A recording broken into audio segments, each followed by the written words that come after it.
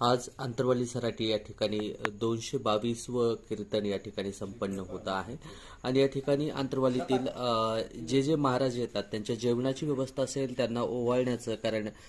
या ठिकाणी आंतरवालीकर करताय कारण जवळपास 300च्या पुढे कीर्तनं सरकलेली आहेत आणि आज म्हणजे 222 हे फक्त रात्रीचा आकडा आहे आणि दुपारच्या वेळी सुद्धा 100 कीर्तनं पाठीमागे झालेली आहेत असे जर विचार केला तर 322 कीर्तनं आज पूर्ण होत आहेत.